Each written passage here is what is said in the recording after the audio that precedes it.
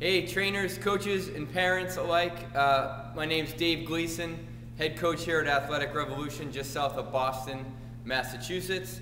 And increasing 40 time, that's used as a standard of testing for a lot of athletes, especially for football. And I want to preface my remarks today by talking to you about or telling you a little story. I just found this out today, and this kind of is what got me thinking about making this video for you today. One of my parents that I talked to today, their 11-year-old son, who happens to be one of the heaviest kids on his youth football team, got the third best time when they did the 40. Third best time on the entire team. Now, this might surprise you, but I don't care, and this is why. Now, this is a topic for another discussion. But the 40-yard dash, or 40 meters, however you test it, is not, in my opinion, a valid way of assessing a young athlete to see how they're going to perform on the football field. Football is a multi-directional sport. Very few times you're actually going to accelerate to the point where you're sprinting 40 yards.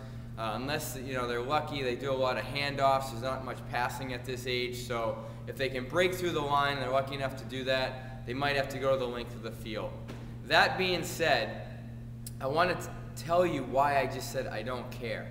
This is why. We do not cram for the test in here.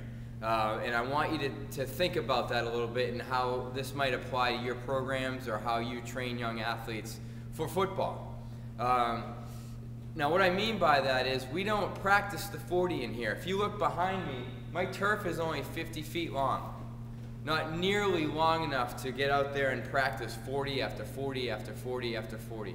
What we do is prepare the kids to succeed no matter what they're doing.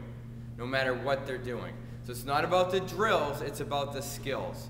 So what we concentrate are things like ankle mobility and ankle strength, okay? We concentrate on upper back, torso mobility, torso control, strength in the upper back and shoulders to give that athlete the ability to really drive their arms.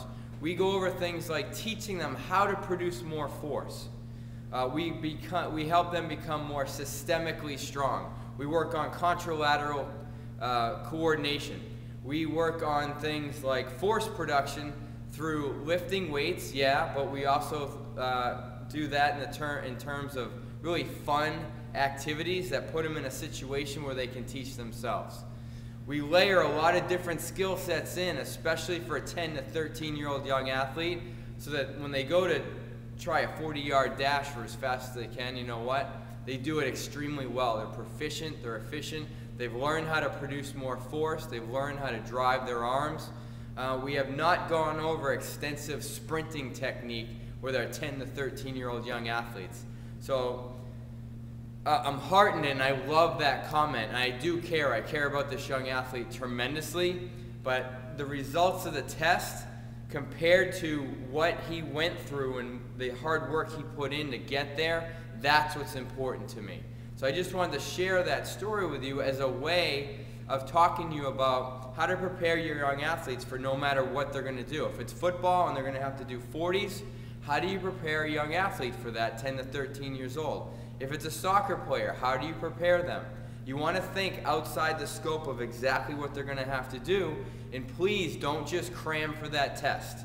Just don't cram for that test. If we use the school analogy, I used to cram for tests all the time, do okay on the test, and the next day, boom, that information's gone. A long-term athletic development curriculum works, and it works extremely well. This is proof positive. We weren't looking to increase this 40, but guess what? It did, big time.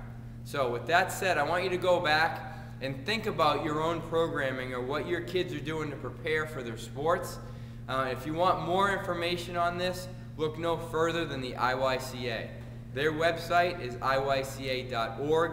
As you might know, the IYCA stands for the International Youth Conditioning Association, the only organization in the world that specifically deals with pediatric fitness and youth athletic development in terms of a long-term model. So thanks so much for watching, and we'll be back soon with more videos. I hope you're having a great day.